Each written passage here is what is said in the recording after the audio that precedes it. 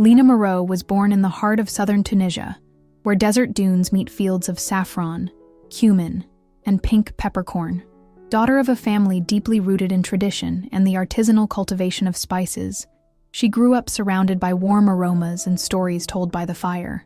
The farm, which for generations had sustained the Moreau family with dignity, was surrounded by rudimentary greenhouses, clay dryers, and storage rooms where time seemed to have stood still. Lina was raised with simplicity and discipline. Her parents, though worn by the hardships imposed by the arid climate, proudly upheld the family's reputation as one of the last guardians of Tunisia's traditional spice extraction and drying techniques. From an early age, she showed a quiet curiosity. She would spend hours flipping through old books inherited from her grandmother, some in classical French, others in Arabic, while her brothers ran through the fields or helped with harvesting. Despite her modest education, Lina developed a rare refinement. She spoke with discretion, always thoughtful, yet her mind was restless. She loved jotting down phrases in hidden notebooks, copying excerpts from novels and proverbs from distant cultures. She never dressed extravagantly, preferring light dresses and cotton scarves, often faded by the scorching sun. Even so, she had a natural elegance, a delicacy in her gestures, and a firmness in her gaze that drew attention effortlessly. Life in the South was never easy, and recent years had been especially cruel. The rains became irregular, the winds increasingly merciless. Drought devastated the crops, and an almost invisible plague wiped out a portion of the harvests. To keep the business afloat, Lina's father took out loans from banks and investors who had no connection to the land or the family's history. In a short time, what had once been a respected farm became a property besieged by debts, threatened by legal notices and impossible deadlines. Despair settled in slowly. Family meetings stopped being about future harvest plans and turned into discussions about documents, bills, and mounting expenses that grew like weeds. Lina witnessed hope turning into silence.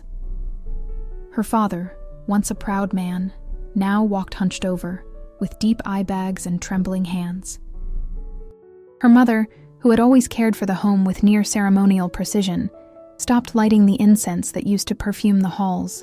The house, once vibrant with life, now seemed to sink into an unspoken mourning. Lina, without saying a word, understood every change. She set her books aside to help sort invoices, organize documents, review contracts, and began visiting local lawyers in an attempt to understand what could still be saved. Despite their efforts, the situation worsened.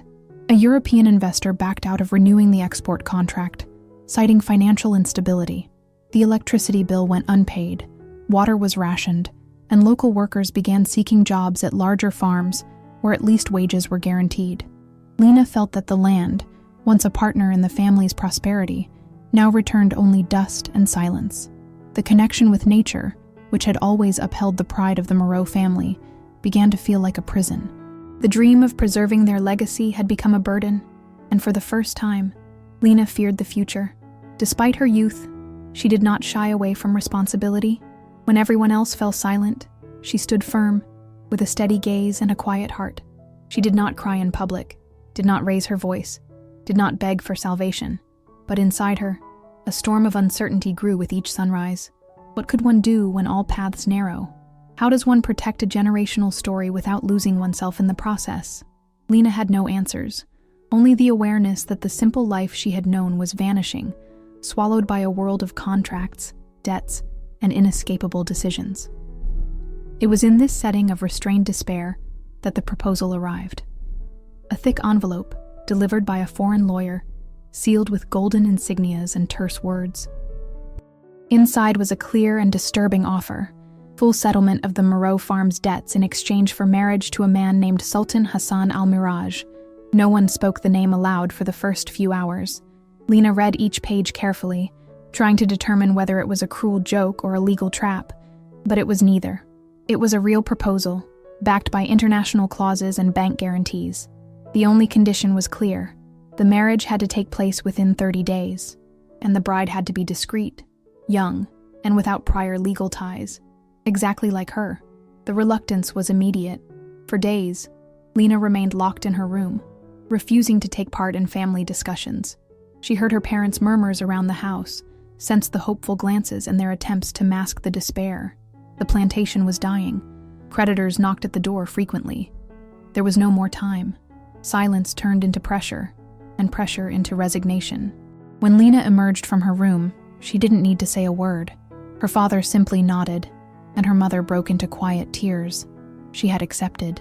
Now, the young woman found herself immersed in a world where no choice belonged to her. The car stopped in front of a large wrought iron gate that looked as if it had come out of an old dream, or perhaps a nightmare. Beyond it, an imposing structure emerged, half hidden among the dunes, like an ancestral palace abandoned by time. It was there that the man she was to marry lived, Sultan Hassan Al-Miraj, 75 years old, reclusive, mysterious, powerful. Nothing in her was prepared for that moment. Lina had never seen his face, never heard his voice, didn't even know how she would be received. She only knew that, from that point on, there would be no turning back. The gate opened slowly, creaking as if it hadn't been used in a long time. The car followed a long stone path until it reached the main entrance. The palace was made of white marble and desert stone. It had elegant towers, stained glass windows, an inner courtyard surrounded by columns. Everything exuded a quiet and austere beauty.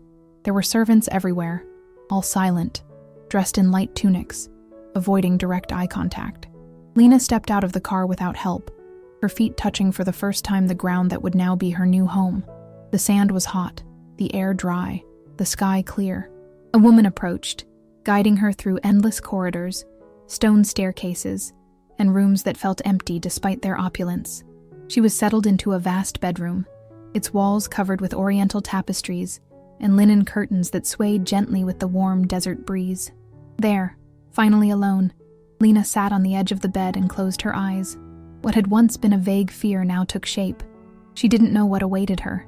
The name of the man she was supposed to call her husband felt distant, almost abstract, a figure shaped by power, age, and solitude. All she knew was that that very night, she would be officially presented, and according to the contract, the marriage would be sealed with a traditional ritual that required her presence, dressed in local customs, ready to be received as a legitimate wife. The late afternoon brought a golden light into the room, but Lina didn't see it. She sat on the floor, knees tucked in, eyes lost. She tried to recall the smell of the farm, the sound of birds in the late afternoon, the texture of the notebooks she used to carry. But everything felt far away. Her soul felt suffocated. The air seemed heavier by the minute, and the sense of claustrophobia grew inside that vast, silent place. The young woman, once accustomed to the simplicity of the greenhouses in her homeland, now found herself in a golden labyrinth where nothing belonged to her. When night fell, a maid brought her an embroidered tunic and a delicate veil. Lina dressed without protest, feeling the symbolic weight of each piece on her body. She walked to the mirror and barely recognized herself. Her once bright eyes were dull. Her lips, once firm, now trembled. She knew that in just a few minutes, she would cross the door that would lead her to that man, the sultan who had bought her fate. And despite all the courage she tried to gather, the truth was simple. Lina was afraid of losing herself, afraid of what was to come, afraid she might never find her way back to the person she once was. Night fell with a suffocating density as Lina walked through the central corridor of the palace. The structure, now illuminated by amber lights, embedded in the columns, seemed like an extension of the rocky desert landscape. The cold marble beneath her feet contrasted with the heat rising along the red stone walls, carved from the very soil of Wadi Rum. It was as if the palace had been born from the earth, shaped by centuries of wind and silence. The vastness of the place was overwhelming. There was a silent grandeur in every arch, in every spiral staircase, in every wall adorned with mosaics telling stories of a past Lina didn't know, nor wanted to know. Contrary to what she expected, she was not immediately taken to Sultan Hassan. The ritual the night before, which she had undergone dressed in the clothes given by a servant, ended only with her formal presentation before the Sultan's advisors and 2 lawyers who confirmed the validity of the marriage contract. After that, she was taken back to her room. No one spoke to her beyond what was strictly necessary. No one comforted her or offered explanations. The marriage, though sealed with a symbolic ceremony, required no emotional exchange, only the fulfillment of roles. Lina's role was clear and simple: to be present, silent, discreet, a useful ornament in the palace of a man who preferred solitude to human closeness. Wadi Rum, with its deep valleys and red-tinged mountains, was known for its untamed beauty, and it was precisely that indifference of the landscape that echoed within the palace. The silence was not merely the absence of sound, it was an oppressive presence. The servants moved like shadows, carrying out their tasks with precision and detachment. Meals were left at her door on silver trays, always at the same time, never with a face in sight. Lina understood within the first few days that there was no room for choices. Every movement was governed by rigid rules. Every space seemed watched, even without visible cameras or guards. The constant feeling was of being observed by something invisible and impersonal. The room where she was placed occupied an entire wing of the palace. It had tall windows covered with wooden shutters, furniture carved from cedar, and a canopy bed lined with Egyptian cotton sheets. There were books in languages Lina couldn't understand, ancient paintings of Eastern faces with stern eyes, and rugs so soft her feet sank slightly with every step. But none of it belonged to her. Everything seemed carefully arranged to impress, not to welcome.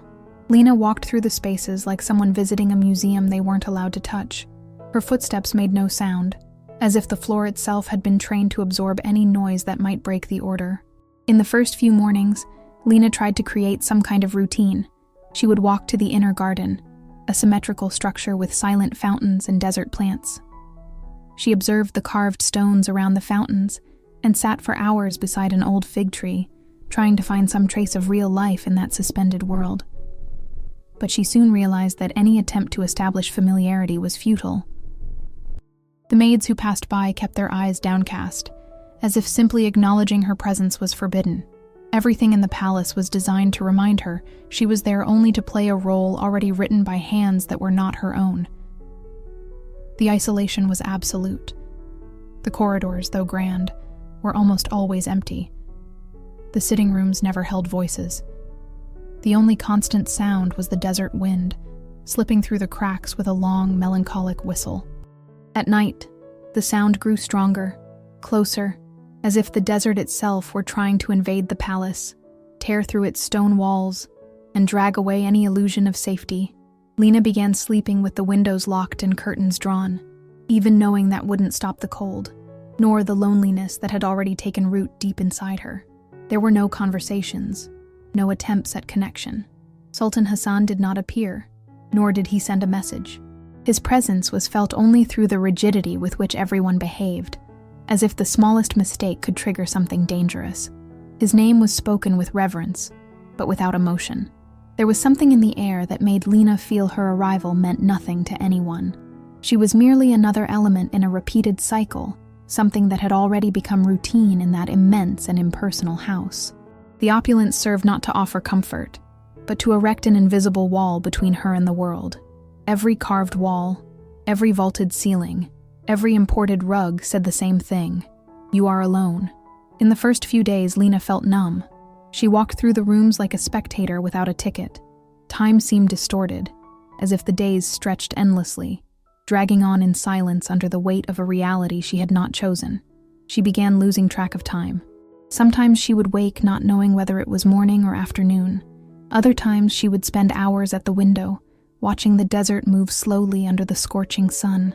The world seemed frozen, but inside her, everything screamed. The memory of home, of her brothers, of life before the contract came like a wave of vertigo, followed by an emptiness that couldn't be filled by food, by beautiful landscapes, or by promises of stability. Despite the growing discomfort, Lina tried to stay in control. She knew any weakness would be used against her, even if no one said anything. She began writing on small scraps of paper, hiding them between the pages of the room's books. They weren't letters or diaries, just thoughts with no recipient. She wrote about the wind's temperature, about the sound of the fountains, about the absence of voices. It was her way of holding on to a thread of identity, of reminding herself that she still existed, even in a world where everyone pretended she was invisible. Every word she wrote was an act of silent resistance, and it was in that silence that Lina understood, with bitterness, that no one there cared about her will. The contract was the only thing that had value. Her presence was required, but her soul was irrelevant. the silence of the palace became even thicker on the eve of the ceremony. The maids began to walk more briskly, though still without saying a single word. Lina sensed a change in the air, as if the building itself were preparing for an inevitable transition. The bedroom windows were covered with heavy curtains, and the mirrors, once uncovered, were draped with white veils. Nothing was explained. Only a dress lay on the bed, wrapped in layers of shimmering fabric, like an offering. The white did not symbolize hope or a new beginning. It was the color of resignation, of surrender without struggle. Lina didn't cry. She dressed in silence, eyes fixed on the floor, while two women styled her hair, placed adornments on her skin, and adjusted every fold of the fabric as if preparing a porcelain figure for display. The corridor she walked down on the way to the ceremony was decorated with pale flowers and golden rugs. The lighting had been adjusted to create a soft, almost celestial glow, but nothing felt real. Each step toward the grand hall stripped her of a layer of resistance. The sound of instruments, soft and slow, blended with the internal buzzing that had accompanied her since she woke. She knew that moment marked a point of no return. The contract would be sealed in front of everyone. The witnesses would be there not just to observe, but to ensure everything was carried out as determined. Lina wasn't treated like a bride. She was led like a symbol, something that had to be present to confirm old agreements and seal alliances that were far beyond her understanding. Sultan Hassan appeared before her with unquestionable presence. His upright posture contrasted with the age that time had etched into his face. There was no trace of tenderness in his expression, only pride and authority. His dark eyes observed her with calculated coldness, and Lina felt the weight of that gaze pressed down on her shoulders like a sentence. He wore ceremonial robes embroidered with gold thread, and his stance before those present was that of a king in full command of his domain. The ceremony proceeded with precision. Religious leaders recited sacred passages, while political figures murmured among themselves in languages Lina could barely recognize. Everything seemed meticulously rehearsed, like an ancient performance repeated countless times. There were no words exchanged between them, no gesture of genuine connection. The ceremony ended with a brief declaration from local government representatives confirming the legitimacy of the union and formally recording the contract's fulfillment. Lina barely remembered leaving the hall. Her feet moved mechanically, while the sounds around her grew increasingly distant. The weight of the dress, the overpowering scent that lingered in the corridors, and the stifling heat of the night created a haze of confusion. She did not react when she was led down a different path, a discreet passage leading to the Sultan's private wing. The public ceremony was over, but the true test of the night still awaited her. The private wing contrasted starkly with the rest of the palace. It was darker, denser. The hallways, though still wide, were less ornate, as if the excess beauty had been replaced by silent sobriety. The walls were made of raw stone and dark wood, and the air felt cooler. Lina was left in front of a double door, which opened on its own moments later. She stepped inside slowly, unsure of what to expect. The room was vast, lit only by chandeliers and pierced metal lanterns that cast dancing shadows over the dark marble floor. At the center stood a massive bed, draped in red and gold fabrics, occupying the space like a throne. Sultan Hassan was already there, standing, observing her with the same unreadable gaze he'd worn during the ceremony. She said nothing. She only took a few steps forward, her heart clenched tightly in her chest. There was a cold emptiness in her stomach, a mix of fear and disorientation. The sound of the Sultan's breathing seemed louder than anything else in the room. He approached slowly, unhurried, and then, when the distance between them was minimal, something unexpected happened. Without warning, Hassan stopped abruptly. He brought his hand to his chest with a swift, violent motion. His face stiffened. His body convulsed suddenly, as if struck by an invisible force, and within seconds, his knees gave out. He collapsed to the floor without making a sound. The impact echoed through the room, breaking the silence like a muffled thunderclap. Lina remained frozen. For a moment, she couldn't understand what had just happened. Her body was paralyzed. Her eyes stared at the fallen figure of the man who, moments before, had represented the greatest symbol of power in her life. His face was pale, and his eyes, still open, no longer held rigidity, only emptiness. The scene before her was impossible to process. It was only when his body lay motionless for too long that Lina moved. A dry scream echoed down the corridors, and within minutes, The sound of hurried footsteps filled the wing. Guards, doctors, maids, all appeared at once, as if they had merely been waiting for the right moment to act. But it was too late.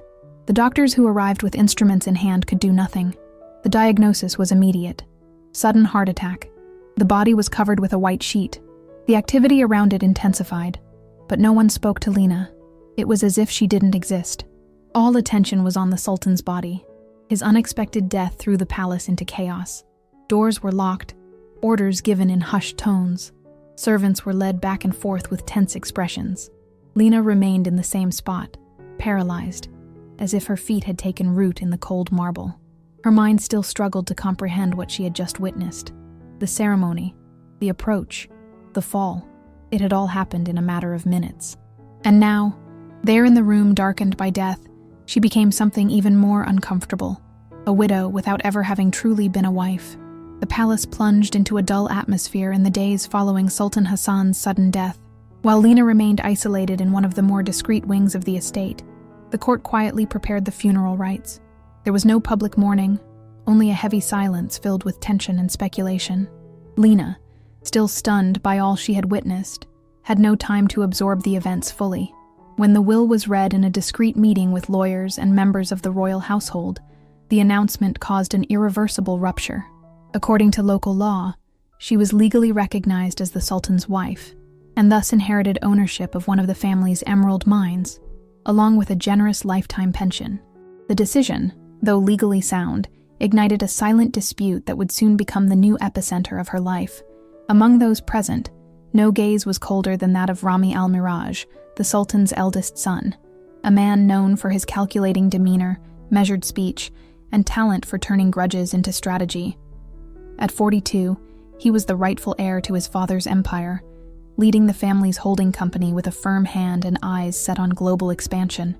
Lina's presence in that setting represented, to him, a breach in the absolute control he had always exercised. From that day on, Rami's posture made it clear that the battle would not be merely legal, it would also be symbolic. He launched a silent campaign, starting within the company itself, gradually weakening any mention of Lina's name in executive circles. Slowly, he allowed insinuations to spread. The starting point was the claim that the marriage, having not been consummated, could not be recognized as legitimate in the eyes of family tradition. The strategy was devious. Although the will had legal validity, he knew that a wave of public pressure could slowly erode Lina's image, pushing her into an increasingly uncomfortable position. His legal team began collecting documents, images, and even testimony from palace employees, trying to find any loophole, any behavior or detail that might undermine the narrative of a valid union. The pressure intensified when media outlets began receiving, anonymously, dossiers portraying Lina as an opportunist who had seduced the elderly sultan in the final months of his life. The weight of public exposure hit Lina hard. Already carrying the emotional burden of having been forced into a marriage and then dragged into an unprecedented tragedy, she now had to deal with the collapse of her image in a society that, in many ways, preferred her as a silent widow, rather than someone actively exercising rights and ownership. Headlines alternated between scandal and suspicion, marriage or stage performance, inheritance under scrutiny, widow or manipulator. Lina became watched, judged, monitored. Every attempt to speak out was distorted. Interviews with Al-Miraj family spokespersons reinforced the narrative crafted by Rami, portraying her as someone who had violated the family's values and tried to benefit from the vulnerable state of a powerful, aging man. In this new battlefield, Lina found herself forced to take a different stance. It was no longer enough to remain on the sidelines, hoping that justice would prevail. She had to hire specialized lawyers, press advisors, and political consultants. For the first time, she saw herself not just as a victim of the past, but as a target in real time, caught in a war where every move mattered. The inherited fortune had become more of a reason for attack than a mark of victory. Business operations involving the emerald mine she had inherited were frozen by temporary court order, under the pretext of investigation. Employees began acting coldly, as if each had been instructed to minimize her influence. Within the business structure, Lina was treated as an inconvenient detail, a shadow everyone wanted to get rid of. Rami, in turn, moved with precision. He understood the legal nuances of the inheritance and knew where to apply pressure. At the same time, he manipulated the emotions of the rest of the family, using grief as fuel to stir outrage. He gathered siblings, cousins, and advisors for private dinners, where Lina's name was treated as a threat to the honor of the Al-Miraj household. The union of these voices formed an informal coalition against her. His media contacts facilitated the release of biased articles, while the legal apparatus found ways to delay proceedings, creating a constant sense of instability. Rami's rhetoric was cold, almost clinical. According to him, it was necessary to protect the legacy of his father, even if that meant completely erasing the trace of a woman who, in his eyes, never belonged to the family.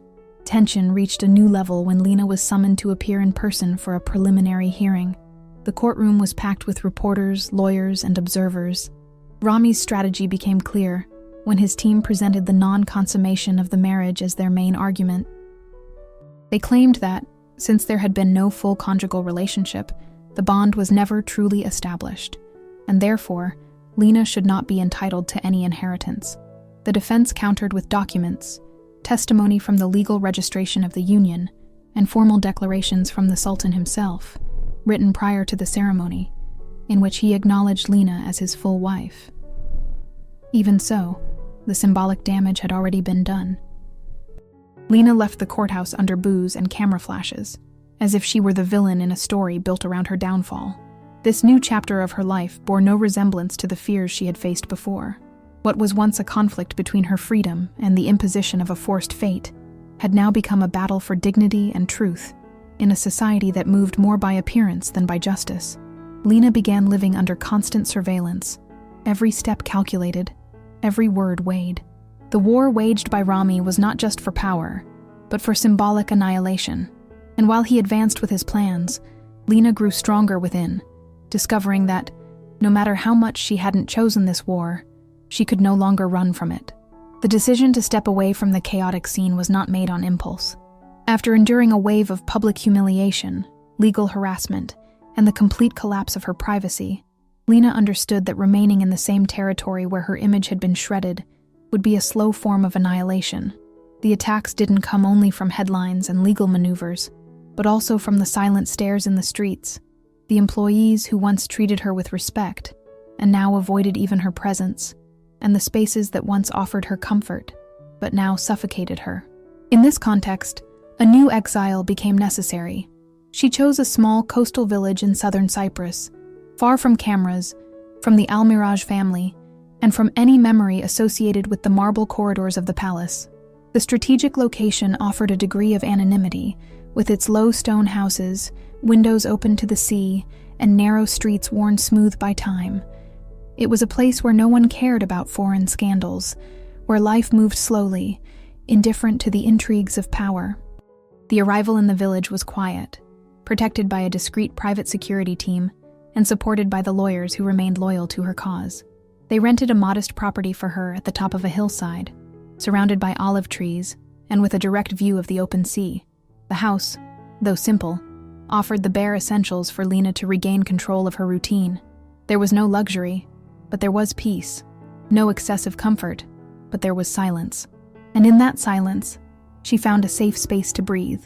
The first days were marked by deep exhaustion, as if her body needed to understand that the immediate danger no longer loomed at the door. She slept long hours, with the sound of the waves as the only witness to her presence. She avoided phone calls, ignored newspapers, and refused non-essential visits. Communication with her representatives was sparse, almost always through formal notes or digital reports sent at previously agreed-upon times. Gradually, Lina created a routine. She walked the trails near the coast in the early hours of the day, before the locals left for work. She avoided the village center, opting instead for small family-run markets on the outskirts, where she was seen as a solitary and reserved foreigner. She dressed discreetly, her hair usually tied in a low bun, without makeup, jewelry, or any trace of the opulent past. She was just another among many women marked by stories that were never told. As time passed, Lina began to embrace small daily tasks that gave her back a sense of control over the present. She tended the garden, learned local recipes, read authors she had never known before. She reconnected with drawing, an old habit she had abandoned during months of oppression. She began to fill thick notebooks with sketches of the sea, vegetation details, shadows cast on the ground in the late afternoon. There was no artistic pretense, just an attempt to translate what she felt. During that period, Lina chose complete public silence. She refused all media contact attempts, ignored exclusive interview proposals, and rejected invitations from international programs offering large sums in exchange for her version of the events.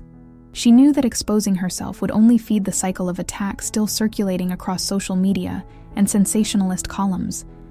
She decided that, at that moment, her most powerful voice would be silence.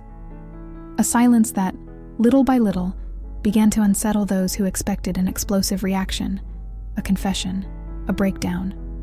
She offered none of that. She simply withdrew, vanishing from the public eye and provoking through her absence even more speculation. But to her, it no longer mattered what they said. What mattered was staying alive and lucid, preserving the few fragments of herself that had survived the emotional devastation she had endured. Despite the distance, the protection network set up by her lawyers remained active. They monitored developments in the case, responded swiftly to Rami's new attacks, and only updated Lina when something required her approval or signature. This shield was essential to help her maintain her sanity. The legal environment remained hostile, but Rami's attempts to overturn the will were hitting obstacles. None of the accusations presented had solid evidence, and the weakest witnesses began to withdraw over time. Still, the lawsuits dragged on slowly, as if the system itself were a form of punishment. Lina knew that, even in silence, she was still being watched. That's why every move was calculated, every public appearance avoided. There was no room for mistakes. The distance also led her to reflect on her journey, not as a victim, but as a survivor. She didn't romanticize her story, nor did she cling to bitterness. She observed everything with clarity and a serenity that had grown out of pain. She understood that this period of exile wasn't just a pause, but a reconstruction. She wasn't planning revenge, only freedom. She knew that sooner or later she would have to decide whether to return to the public eye or remain in the shadows. But for now, she wasn't thinking about tomorrow. She just needed to exist. She needed to restore her connection to herself, to rediscover who she was before the golden walls began to suffocate her. And there, between the sea of cypress and her chosen solitude, Lina finally began to heal. Even in the face of Lina's public silence and the resistance of her legal team, Rami refused to accept the idea of defeat. The humiliation of failing to invalidate the will, compounded by growing behind-the-scenes speculation about the failure of his offensive, wounded his pride deeply. Accustomed to controlling every variable in his life and the family's business, Rami couldn't tolerate the existence of a woman who remained immune to his manipulation. To him, Lina represented a silent threat, not only to the fortune he believed rightfully his, but to the very structure of power he had always upheld. So, when the confidential reports from the private investigators he had hired confirmed Lina's whereabouts in rural Cyprus, he didn't hesitate. He organized a discreet trip, without fanfare, without an entourage, bringing only a bodyguard and clear instructions that no interference would be tolerated. He wanted to see her with his own eyes.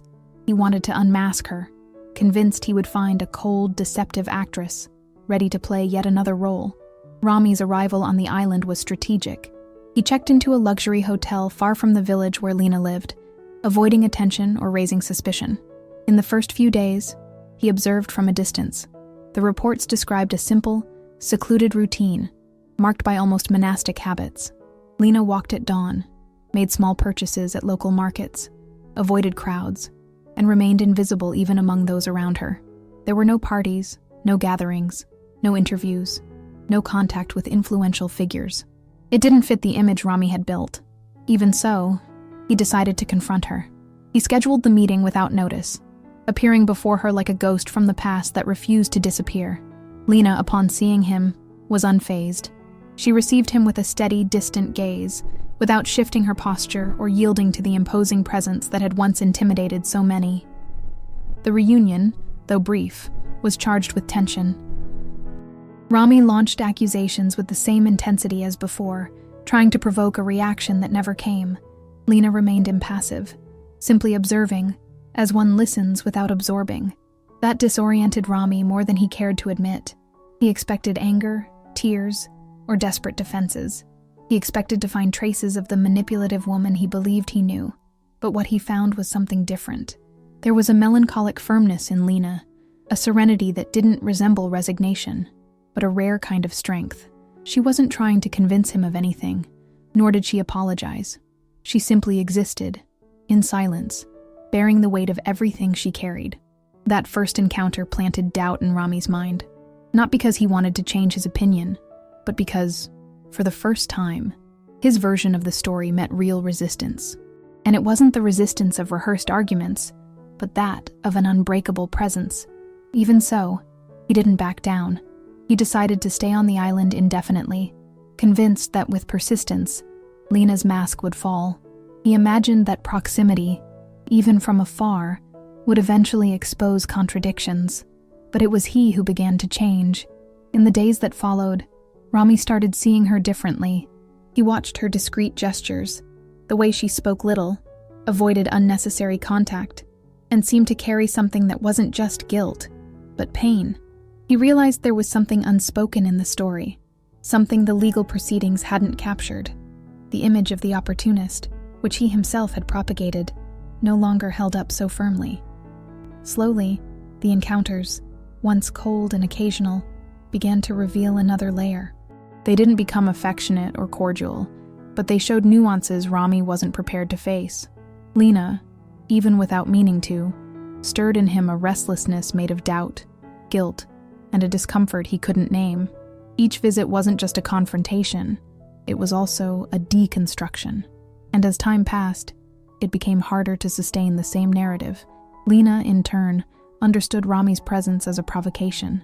She knew he hadn't come seeking understanding, but to reaffirm the power he felt he was losing.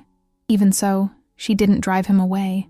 She tolerated his presence without allowing closeness, not out of pride, but out of clarity. She understood that fighting with the same weapons he used would be useless.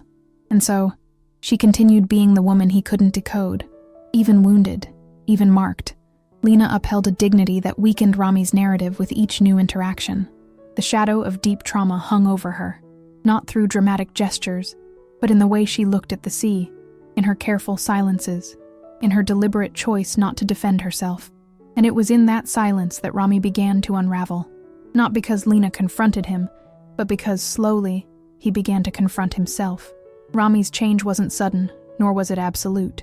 He remained suspicious, anchored to the convictions that had sustained him for years.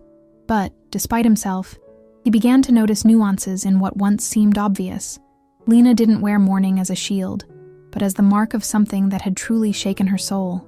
She wasn't driven by ambition, but by necessity.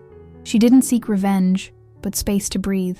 That affected him subtly, almost imperceptibly, but definitively. For the first time, Rami found himself facing an internal dilemma that had nothing to do with power, money, or prestige, but conscience. And that destabilized him more than any court case had. As days passed, Rami's presence in the village no longer caused the same stir. His meetings with Lina became less hostile, though still distant. He began to walk the narrow streets, observing the simplicity of life there, confronting a reality unfamiliar to him. He found himself in every silence Lina imposed.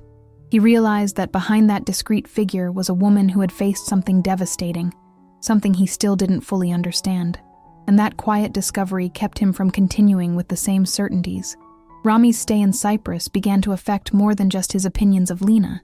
It affected how he saw his own past. The silence surrounding the woman he had once tried to destroy became, day by day, an involuntary mirror for everything he had refused to see in himself. And it was amid that discomfort that he instinctively turned his attention to the origins of the Moreau family's downfall. Until then, Rami had clung to the belief that Lina and Hassan's marriage had been a convenient arrangement, an opportunistic bargain disguised as a late-life romance. However, the growing sense of contradiction within him wouldn't let him rest. Something in Lina's demeanor completely contradicted the version he had so firmly defended. Back at the hotel, Rami began a parallel investigation. He requested old documents, contacted discreet legal firms, ordered audits to comb through forgotten operations. Gradually, the fragments began to connect. What had once been mere speculation became a dark outline of a meticulously planned, cruel strategy. Hassan, years before his death, had already envisioned a way to expand his influence behind the scenes of a crumbling Europe. He had identified the financial decline of the Moreau family as an opportunity. Through shell companies, he quietly acquired the debts of the plantation the Moreaus had managed for generations. And when collapse became inevitable, he emerged as a savior, not with the intent to preserve the family legacy, but to control it. The marriage proposal, in this new context, no longer seemed romantic or impulsive, but rather part of a strategic manipulation that reduced Lina to a piece in a much larger game. The discovery hit Rami like a sharp blow. The solidity of the convictions he had clung to for so long began to silently crumble. Each document reviewed, each forgotten report he recovered, drew the outline of the truth with greater clarity. It hadn't been Lina who manipulated Hassan for personal gain. It had been Hassan who, driven by quiet ambition, shaped the woman's fate to fit her into his plans. Rami, throughout his entire crusade of revenge, had been nothing more than an unconscious instrument of his own father's cruelty. Realizing this didn't bring relief, but a particular kind of shame, not just for having misjudged the situation, but for having held so tightly to a convenient narrative, one that cast him as the wronged heir and Lina as the intruder. The pride that had guided his every offensive against her now revealed itself as a mask to cover his own fragility. Looking back, he saw that every decision he made since his father's death had been based on distortion, and that distortion had cost him not only resources and reputation, but his own humanity.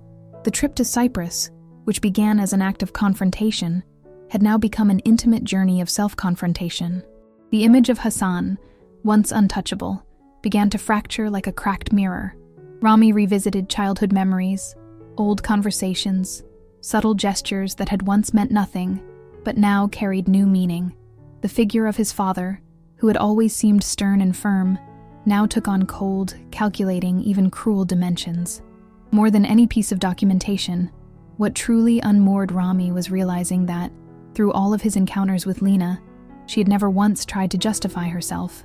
She never begged for understanding, never positioned herself as a victim, never demanded restitution from him. That alone spoke volumes. If she had wanted to defend herself, she would have. If she had wanted to use the truth as a shield, she could have.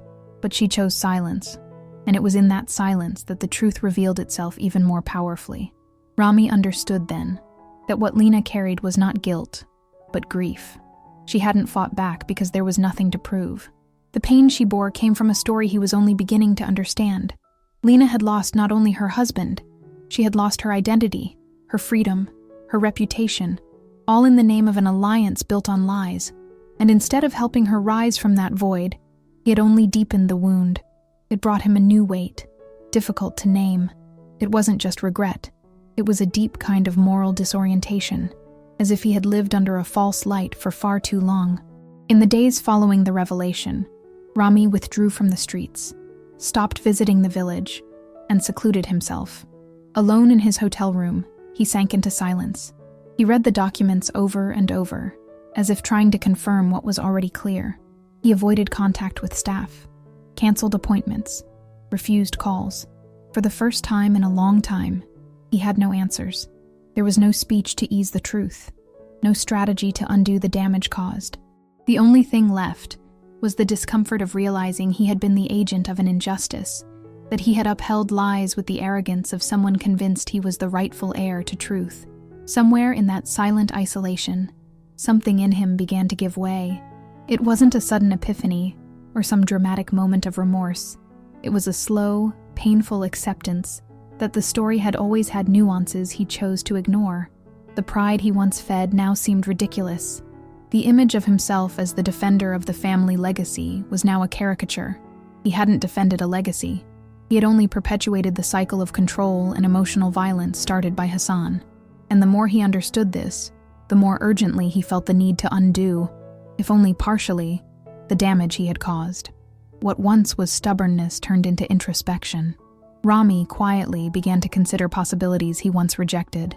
He no longer saw Lina as an obstacle, nor as an adversary. He saw in her a woman who had survived something brutal, who endured without needing to defend herself, who withstood accusations without feeling the need to explain every move. Her dignity, once mistaken for coldness, now seemed a rare form of courage, and faced with that, he felt small. Not just because of guilt, but because he recognized that the strength he thought he had was nothing more than arrogance. Meanwhile, Lina, with her silences and restrained gestures, embodied an integrity he had never cultivated. The truth about Hassan hadn't only dismantled the castle of accusations built against Lina, it revealed a new Rami, still undefined, stripped of the mask he had worn for so many years. Now, in the rawness of truth, only one decision remained: what to do with it, and more importantly, how to face the consequences of having taken so long to see it. The revelation of Hassan's actions not only dismantled Rami's certainties, it placed him face to face with an emotional reality he had never deeply considered: the legitimacy of someone else's pain. The feeling that had once driven him, a silent rage cloaked in pride, began to dissolve under the weight of guilt and shame. And it was precisely in that void that a new perception began to emerge. Each time he crossed paths with Lina during her quiet routine in the village, the tension that had once dominated their encounters gave way to something more subtle. She didn't avoid his presence, but she didn't encourage it either. She simply coexisted with him in silence, with a disarming serenity, as if she understood that any premature word would be useless. And it was precisely in that absence of demand that Rami began to see the strength that existed in her. Lina no longer needed to prove anything. She simply existed, standing upon her own ruins with a dignity he could no longer ignore. The days in Cyprus grew longer. The village's rhythm, so unlike the cold efficiency of his business world, forced Rami to slow down, and in that suspended time, he began to observe Lina more deeply. The restrained gestures, the repeated paths between the rented house and the local market, the way she walked along the shoreline in the early hours of the morning, almost always alone, always wrapped in a quiet melancholy. The resentment that had once burned in his chest was slowly replaced by a more complex restlessness. He began to notice the small details, the way she paused to appreciate the waves, the moments when she seemed lost in memory, the care with which she chose flowers for the small balcony of her house. Each gesture, no matter how small, seemed charged with a delicate attempt at inner reconstruction. There was no hurry, no spectacle. There was only presence, and that, for Rami, became profoundly impactful. For the first time, he stopped looking for signs of manipulation, and when he let go of that search, he began to see more clearly. The image of Lina as an opportunist collapsed completely, replaced by a figure marked by deep scars, but who refused to be defined by them. Over time, their occasional encounters became more frequent. At first, just simple nods, then formal greetings, and gradually, brief, restrained conversations, always in open spaces, almost as if the ocean breeze served as a mediator between two souls carrying different burdens. The growing closeness didn't happen by strategy or deliberate intention, but through a sequence of natural gestures, made more meaningful by the silence surrounding them. Lina didn't give herself away, but neither did she retreat. She maintained a serene, almost stoic posture that made him reflect on everything he still needed to understand about himself. It was during one of those early morning walks that the transformation solidified. They walked side by side for long minutes without exchanging words, simply sharing the sound of the waves and the calm rhythm of their steps. There was no need to speak. The mutual presence was enough. In that moment, Rami felt something within him realign. The desire for confrontation that had brought him there no longer existed. In its place came a silent, sincere admiration that took root without asking for permission. He didn't know exactly when it began, but he realized it wasn't compassion. It was something denser, deeper. It was the feeling of having found someone who, even wounded, refused to collapse. Someone who knew pain intimately but chose not to perpetuate it.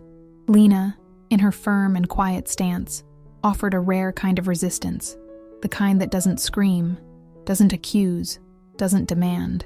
It simply endures. That understanding struck him deeply, and without realizing it, he began to reorganize his priorities, not just in relation to her, but in his own life.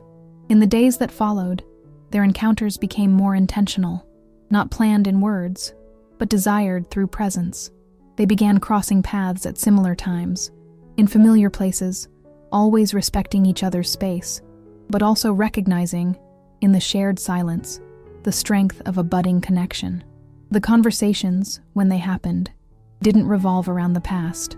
They spoke of books, of music, of landscapes.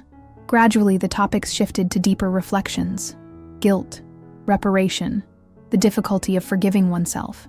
Rami didn't offer direct apologies, but his words carried implied regret. Lina, in turn, didn't grant forgiveness, but her willingness to listen was already an eloquent gesture. The discreet setting of Cyprus allowed this closeness to unfold without the interference of outside eyes. It was as if the world, for a moment, had ceased to exist. There, among ancient stones and the endless sea, two people who had once stood on opposite sides now rediscovered each other in silence. Desire arose naturally, not as physical impulse, but as a consequence of accumulated admiration. It was a desire born of coexistence, of listening, of vulnerability. Rami began to long for more than Lina's forgiveness. He wished to be part of her reconstruction, not as a savior, but as a presence. He wanted to be someone with whom she could share silences without fear, someone who respected her limits, but also offered a new beginning. On her side, Lina felt the change too. Rami no longer carried the accusatory gaze of before. His eyes now revealed doubts, regrets, and at times a kind of restrained tenderness. She recognized these signs but didn't give in right away. The scar Hassan had left was too deep to disappear so easily, and there was still the memory of all Rami had represented in the past. However, Lina also knew how to recognize when someone was truly changing, and in this process of mutual recognition, something delicate began to take shape. It was like watching a flower bloom in the desert, unlikely, but possible. With time, their gestures grew more intimate. A touch of the hand while passing a book, a lingering glance during sunset, a quiet laugh over a shared memory. Nothing was rushed, but everything carried the tension of something slowly growing. Desire was no longer an intruder, but a welcome visitor, gently insinuating itself with respect. For the first time in a long while, Lina allowed herself to imagine a life not dictated by the past. And Rami, by her side, rediscovered a version of himself he never thought existed. A lighter version, less driven by outcomes, more attuned to the value of moments. Together, they were not heading toward an impulsive romance, but toward a connection built on ruins, where each stone put back in place carried the weight of awareness and the worth of truth. The bond that was slowly forming between Lina and Rami was no longer just a reflection of the pain they carried, but was becoming a silent, yet constant presence in both their daily lives. There was something in the small gestures that connected them without words, as if the traces of the past, no matter how deep, didn't have the power to prevent the creation of something new. And so, amid simple routines and moments shared naturally, their encounters gradually intensified in a nearly imperceptible way. It became common for them to see each other during early morning walks along the coast, when the village was still waking up, and the sun cast its gentle light over the sea.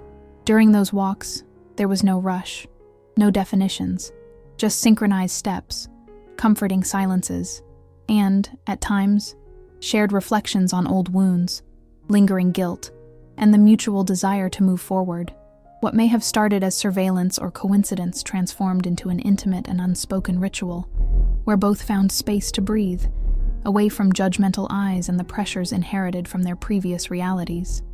The conversations, initially brief and almost impersonal, began to deepen as both came to understand that the presence of the other was not a threat, but a refuge.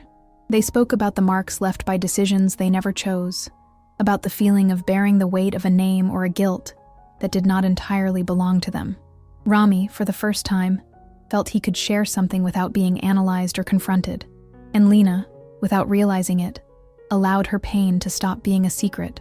The words flowed effortlessly, like the waves that came and went over Cyprus's fine sand. Trust did not come immediately, but was built upon respect and consistency. With each new exchange of words, each new shared silence, a layer of distrust dissolved. It was an almost invisible process, yet profoundly transformative.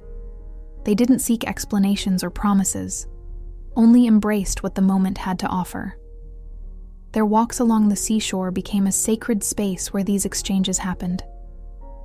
The simple landscape, marked by the tranquility of the horizon and the scent of salt, provided the perfect setting for a connection developing free from excess. The sea, with its silent vastness, seemed to understand what was happening between them, a closeness marked by mutual respect, vulnerability, and a rare kind of listening. When they didn't speak, they observed.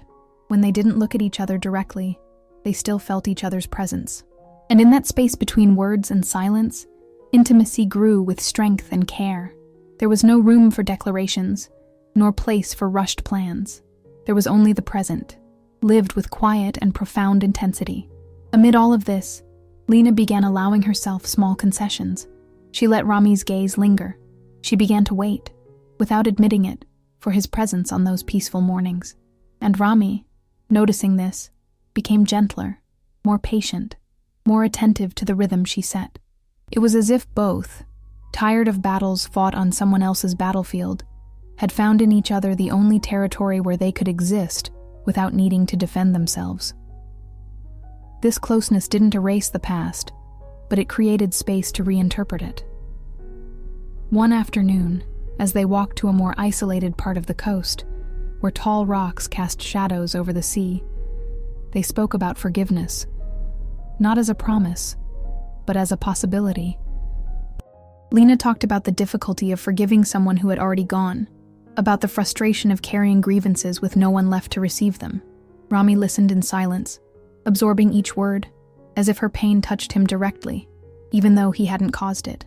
In return, he shared fragments of his own contradictions, pressures inherited from his last name, expectations he never chose, masks he wore for far too long.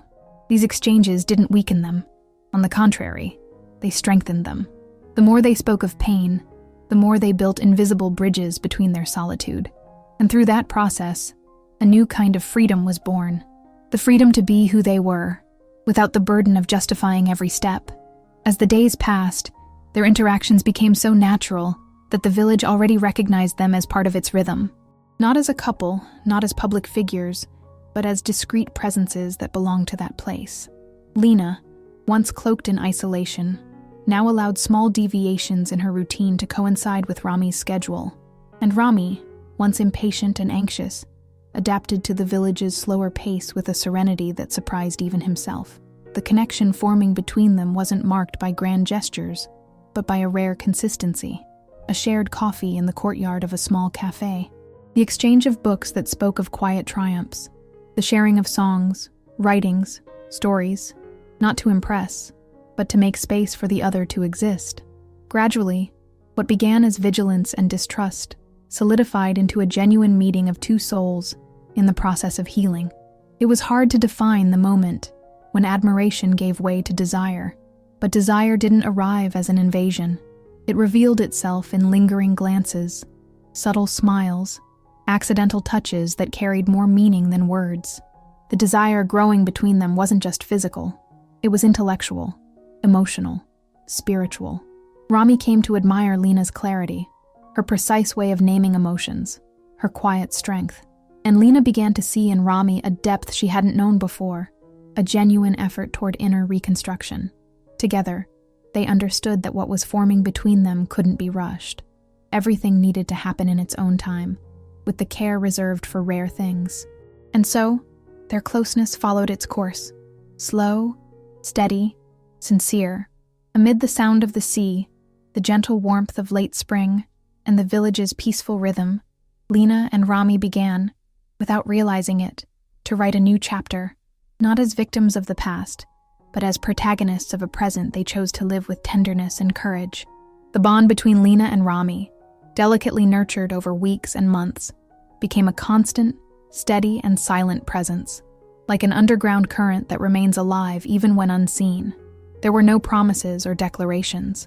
The depth of that feeling grew from quiet companionship, from the sharing of silences, from an intimacy built not through words, but through daily gestures and glances that spoke more than any speech could.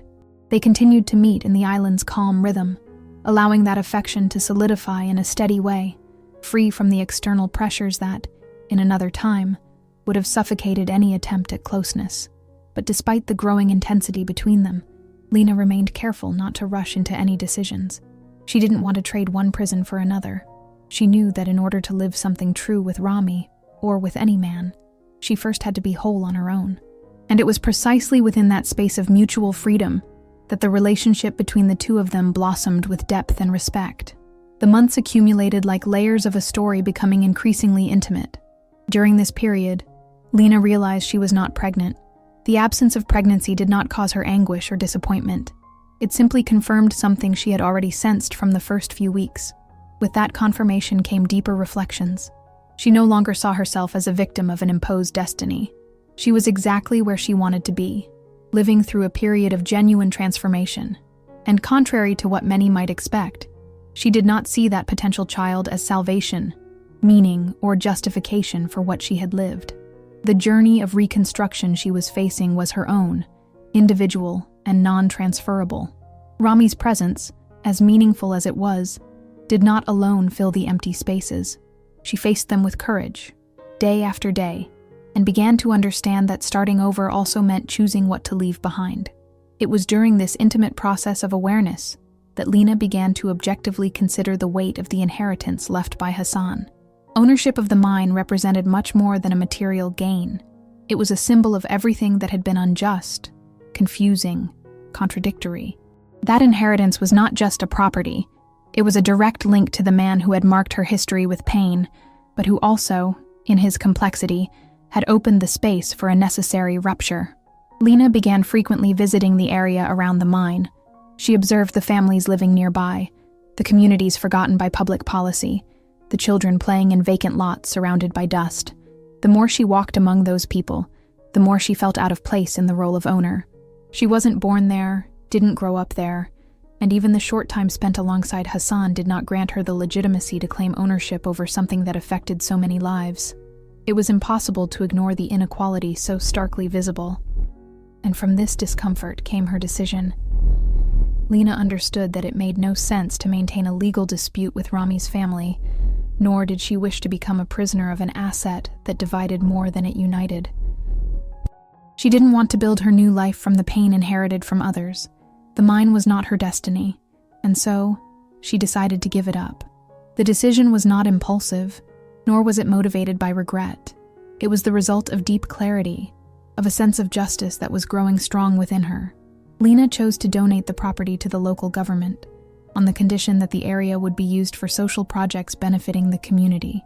With the support of independent lawyers, she established a series of clauses preventing privatization or predatory exploitation. The site was to serve education, health, and sustainable development. From then on, it would become a collective asset, free from the stains of the past. The announcement was made at a simple event held in a local school. Lina did not want applause or recognition. She dressed modestly, maintaining a firm yet serene demeanor.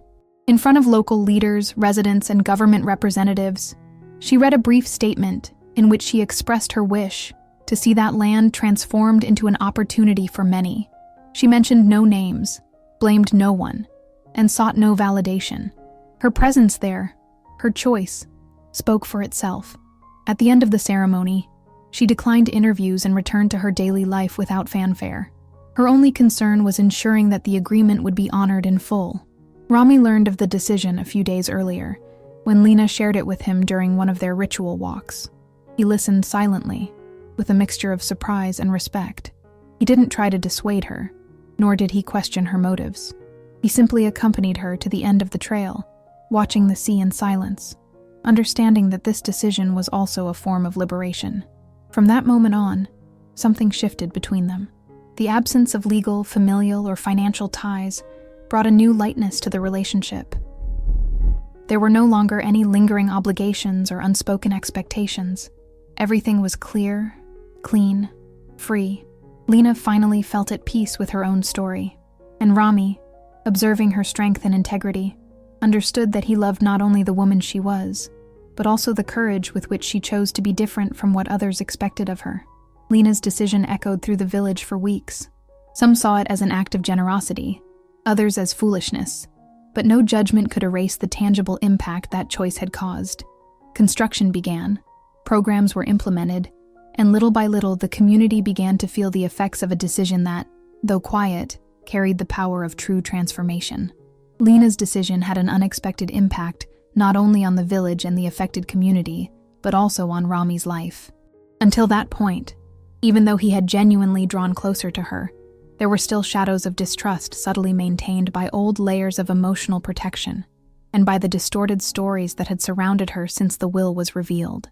For months, even with their peaceful coexistence and growing affection, Lina remained under a social gaze tainted by malicious assumptions.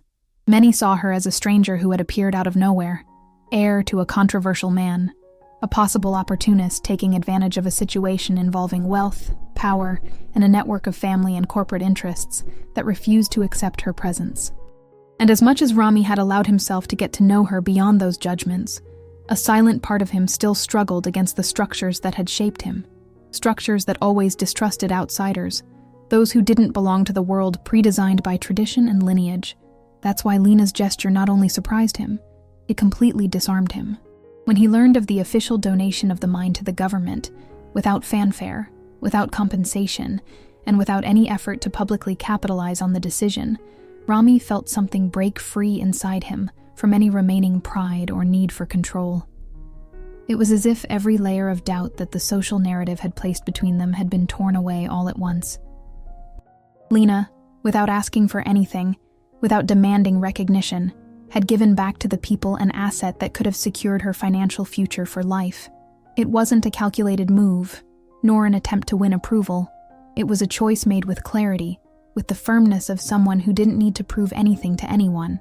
And in the face of that, Rami had to reevaluate not just what he thought of her, but also what he thought of himself. Because up until that moment, even if he hadn't admitted it, he had believed, at least partially, the narrative that Lina might have been involved out of self-interest. Not out of greed, but maybe out of insecurity, out of a need to secure her place in that new world. Her renunciation shattered that idea completely. She didn't need the inheritance. She didn't want power. She only wanted to be free of the pain that legacy carried. The clarity of that gesture struck Rami on a profound level. For the first time, he realized that his own identity, molded since childhood by the gears of prestige and family obligation, had prevented him from understanding the full meaning of the freedom Lina was choosing. She wasn't seeking acceptance, nor did she want to be part of a system that had always operated through veiled agreements and silent concessions. She had chosen something radically different, to be loyal to her own conscience, even if that meant giving up any personal advantage. For Rami, who had grown up in a world where every decision involved calculation, legacy, and reputation, it was disorienting. And more than that, it was revealing. He saw in Lina a strength that didn't rely on last names, titles, or possessions. She had built her dignity on quiet actions and firm choices. There was no self-promotion, no desire to rise above others. There was only a deep sense of justice and a rare ability to detach from what imprisoned her. As Rami witnessed the repercussions of Lina's gesture, he also saw how people's perceptions began to change. The rumors of opportunism, once whispered through social circles and family gatherings, ceased almost immediately. Many who had judged her fell silent in the face of the facts. Others, more humble, openly acknowledged the generosity of the act. The local press reported it soberly, emphasizing the social impact the donation would have on the community. But Lina, as always, refused interviews, stayed away from any exposure, and continued her life with the same calm that had guided her up to that point. To her, the gesture wasn't heroic. It was simply necessary. And that absence of vanity, that distance from theatrics, was what impressed Rami the most. He knew well how the machinery of reputation worked. He knew how public actions could be manipulated for personal gain. But Lina didn't play that game. She dismantled it with ease. She chose silence, consistency, and freedom, even if it left her vulnerable in a system that didn't understand what it couldn't control. This shift in public perception didn't bring only relief. It also brought a kind of silent discomfort. Rami realized how much he had absorbed, albeit unintentionally, parts of the narratives that surrounded him, and it was in that moment that he found himself confronted with his own fragility. Because up until then, he had maintained his presence beside Lina based on a supposed solidity, that of someone who offers support, who understands, who embraces. Now he realized he was the one who needed to reevaluate his foundations. The truth was, Lina didn't need saving. She never did. And in realizing that, Rami felt a wave of admiration so profound it bordered on discomfort.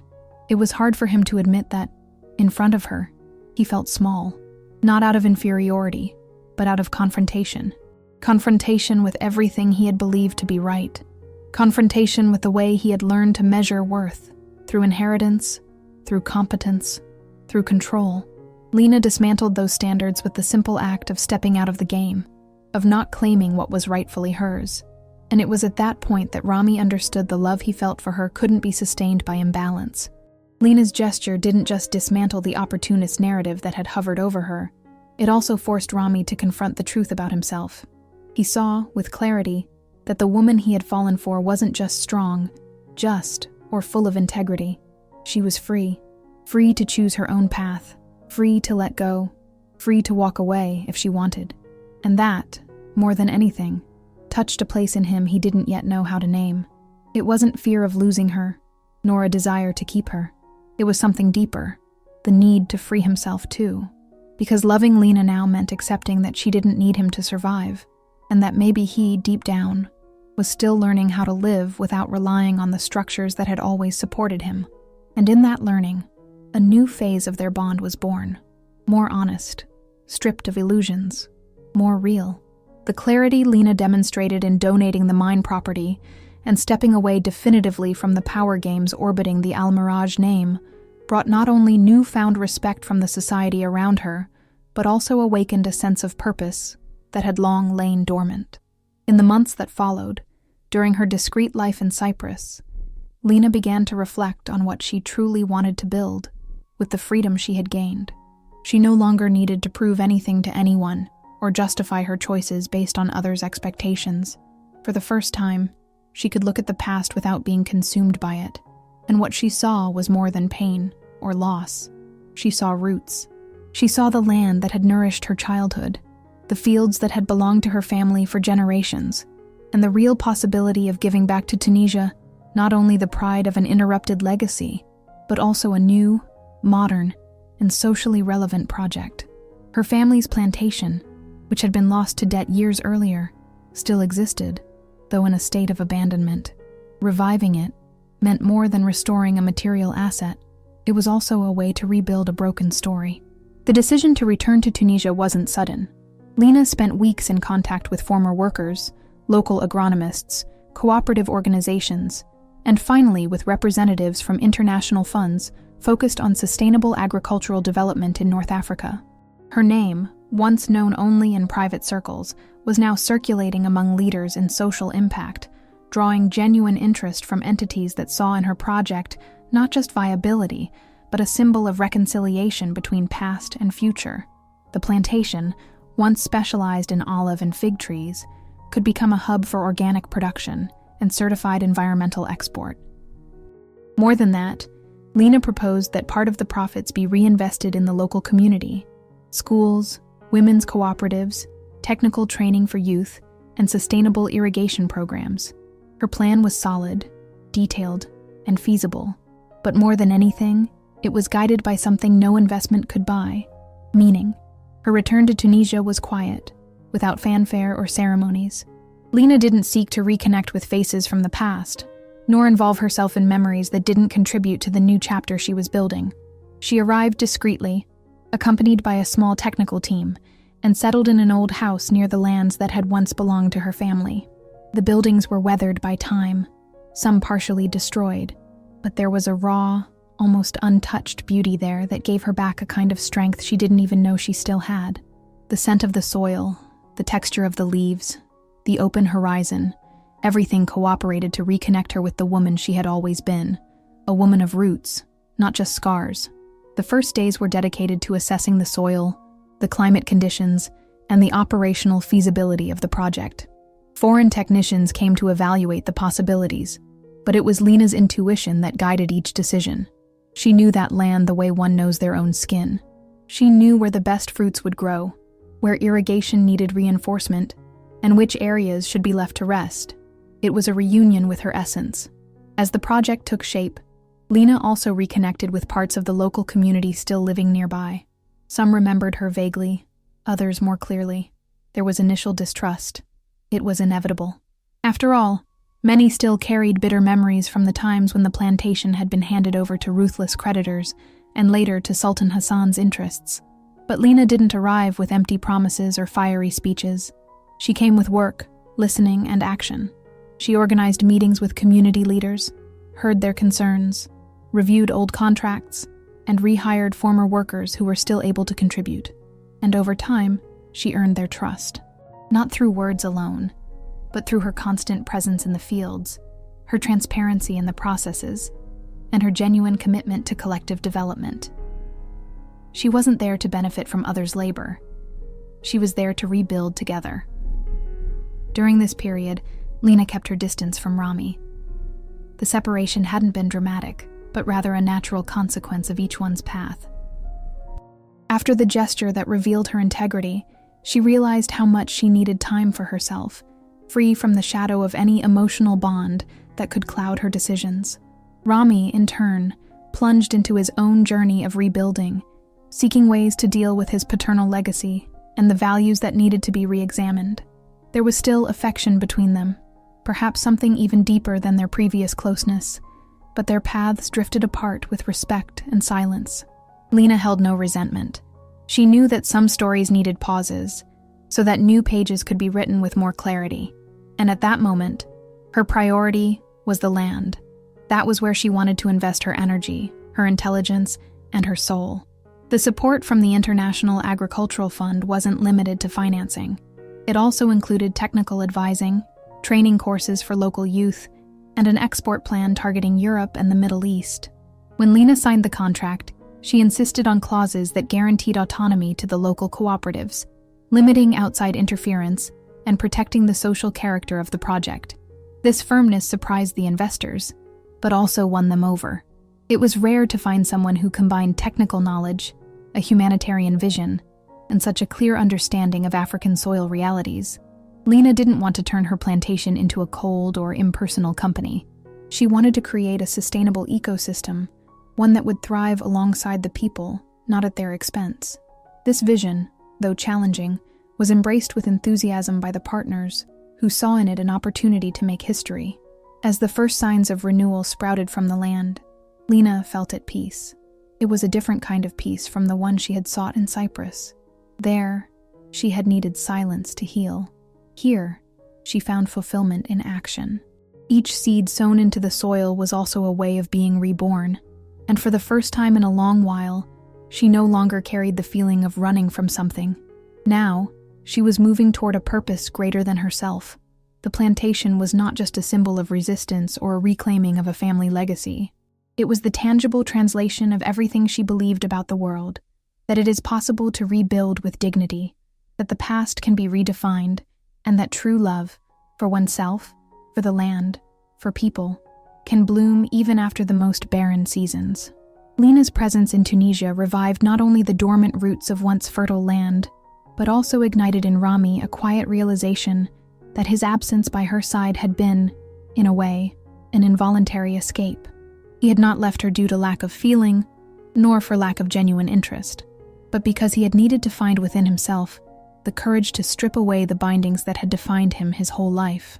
During the months Lina devoted herself entirely to the reconstruction of her family's plantation, far from the eyes of the press and social expectations. Rami plunged into his own journey, trying to understand to what extent his decisions had truly been his own, or merely reflections of the pressures imposed by the name he bore. Raised among symbols of power and inherited values, he had been conditioned to believe that love should always come after obligations, after political alliances, after commitments to lineage. But the silence that settled between him and Lina, however discreet, provoked a transformation that no board meeting or diplomatic dinner could have awakened. When he learned about the progress of Lina's project, and the way she was transforming not only acres of land, but also the lives of dozens of families with honesty, efficiency, and sensitivity, Rami understood there was no longer room for hesitation. Watching her from a distance showed him how faithfully she remained true to her principles, while he was still wrestling with the remnants of a legacy he had never chosen to bear. It confronted him definitively. It was no longer just admiration. It was a decision, and for the first time, he chose something that had nothing to do with succession, inheritance, or corporate strategy. He chose to stand beside Lina not as the man shaped by duties imposed since youth, but as someone willing to begin again. There was no pomp in his decision, no fiery declarations, just the desire to live beside someone who inspired him to be better, not because of what she had, but because of what she built with her own hands. His return to Tunisia was discreet. He didn't announce his arrival or request any kind of reception. He simply boarded a commercial flight, bringing with him a few clothes, documents, and a heart finally unarmed. Upon arrival, he didn't seek Lina right away. He spent a few days observing the region, visiting local markets, walking the dirt roads that surrounded the now revitalized fields. He felt the dry heat of the landscape, the simplicity of the people, and understood that this setting, far from the luxury of his former world, offered a form of wealth he had never experienced. It was a quiet kind of wealth, rooted in things that grew with time, patience, and collective effort. And in that context, Rami began to approach the project not as an investor or a figure of influence, but as a volunteer among many others. He took on simple tasks, learned from the agricultural engineers, and listened to the stories of local workers. He allowed himself to just be one more. No last name, no demands, no walls. Rami's presence, initially met with curiosity by the community, was gradually absorbed naturally. Little by little, he became part of the quiet engine that powered the plantation's daily rhythm. He carried tools, helped maintain the facilities, and participated in technical meetings with an attentive but unassuming presence. When Lina saw him there, she didn't show surprise. She recognized in his gestures something words couldn't quite express. It was as if they had found each other again at just the right time, when there were no longer expectations to fulfill, only the sincere presence of someone who had chosen to stay. Neither of them sought to relive what had been left behind. What now united them wasn't the tension of their first encounters or the intensity of repressed emotions. It was something calmer, more solid, a kind of silent complicity, cultivated through the absence of games and the constant presence in the small tasks of everyday life. As the weeks passed, Rami gradually and definitively detached himself from the structures that had once defined him. He ended his participation in family council meetings, delegated the management of inherited properties, and formally announced his decision not to take over the companies tied to his father's empire. This decision stirred reactions behind the scenes. Some saw it as weakness, others as ingratitude. But for Rami, it meant liberation. He wasn't abandoning a legacy. He was making space to build a new one, his own, more aligned with the life he wanted to live. And in this new path, Lina was at the center, not as someone to be protected or admired, but as a partner in a life where love no longer had to be negotiated. They didn't resume their former relationship as it once was. What they built on that once arid, now fertile land was something different. Rami no longer followed her as someone who offered protection, but as someone who recognized in her a genuine, independent leadership. He didn't seek influence over the project's decisions, nor did he interfere in how it was run. He was there because he wanted to be, because he had learned to admire not just the woman Lina was, but the life she had chosen to build. He no longer needed to prove anything, not to her, not to himself. His act of following Lina to Tunisia and choosing to remain in that world was a silent declaration that he finally understood the value of love that demanded neither possession nor control. A love built in silence with work, respect, and presence. Over time, Rami and Lina came to share more than tasks in the field.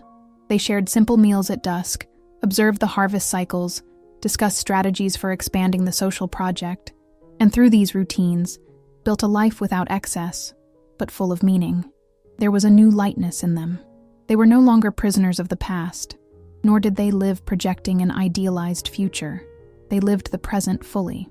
And perhaps for that reason, everything felt more real. The plantation, now fully operational, became a reflection of the journey that united them, something that had required courage to rebuild, difficult choices to stay standing, and above all, the daily decision to remain faithful to what truly mattered. When Lina looked at Rami, she saw a man who had overcome his own walls. He was no longer the heir trapped by family expectations. He was someone who had learned, with humility, to let go of what no longer made sense. And that made him free to love without reservation, to support without dominating, to walk beside her without overshadowing. And it was in this space, where love didn't compete with pride, that the two of them found something rare, a shared peace born of mutual respect, silent commitment, and the constant choice to grow together, even in soil once marked by loss.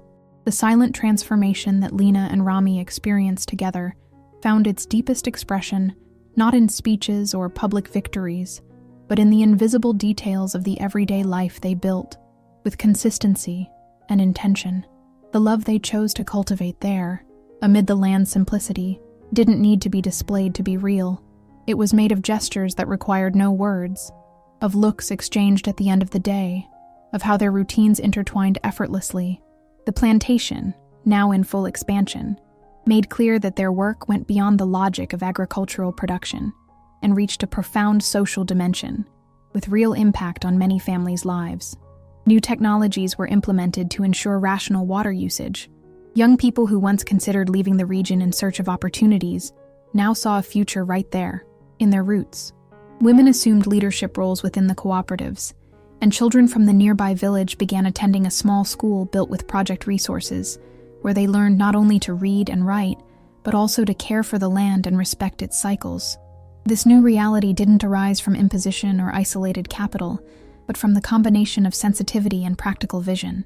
And it was precisely at this point that Lina and Rami met as equals, not as distant leaders, but as active participants in a shared purpose, living with their feet firmly planted in the soil they had chosen to cultivate together.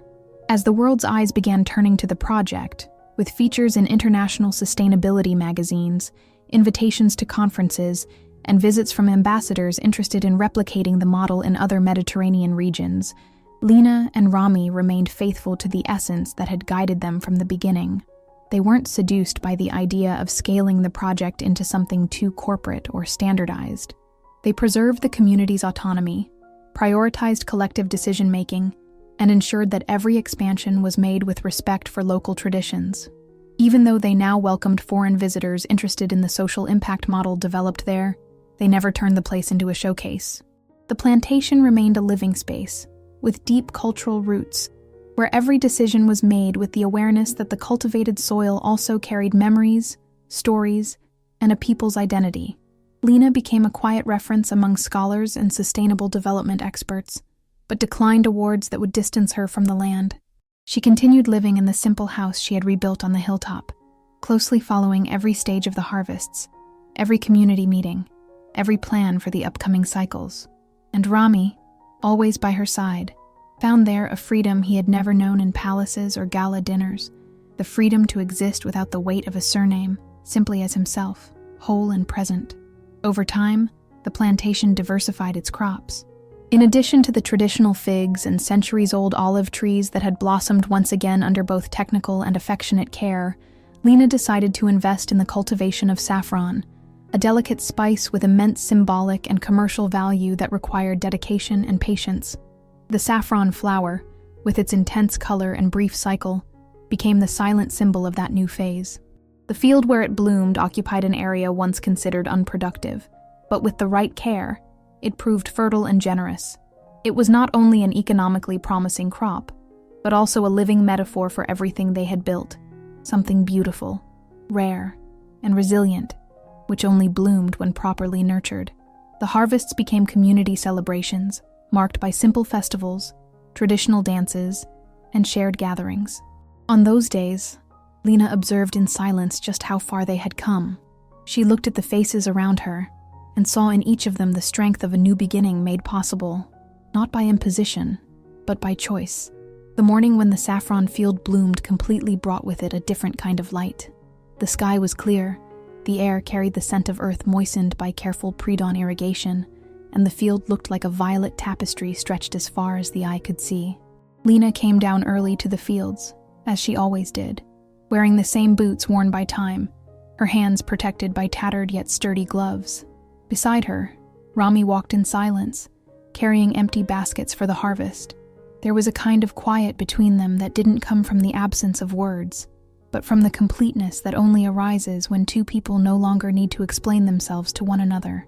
Their hands were covered in soil as they picked, one by one, the delicate flowers that now represented not just a new stage of the project, but also the symbolic confirmation of everything they had chosen to live. Their gestures were simple, yet carried rare depth. Each flower harvested was more than a product. It was a silent affirmation that they had reached that point by choice, having overcome old burdens and winding paths with both courage and gentleness. The camera that followed this scene, unnoticed by them, slowly began to pull away. First, it showed only the two of them, side by side, kneeling among rows of purple flowers. Then, it widened the frame to reveal the stretch of the field, the small structures in the distance, the people scattered across the plantation, and the clear sky cutting the horizon. There was no grand soundtrack, only the natural sounds of wind rustling through the leaves, the soft shuffling of filling baskets, and the calm rhythm of bodies moving in harmony with the landscape. The scene needed no final words, because everything had already been said, not through lines, but through actions. The past, marked by manipulation, strategy, and inherited pain, had been left behind. Now, there was only a present built on freedom, care, and presence. When the camera finally zoomed out completely, the saffron field remained like a living painting, vibrant, where simplicity concealed the greatness of a new beginning shaped by choices. And it was there, in that blooming field, with hands dirtied by soil and quiet smiles that needed no validation, that the story came to an end. Without artificial conclusions or performative gestures, only with the truth of a moment lived. The screen slowly darkened, leaving behind the sound of the field and the image of the living earth. The final sentence appeared in silence, occupying the space with delicacy, yet firmness. Some fortunes are inherited, but true love only exists when it's a choice.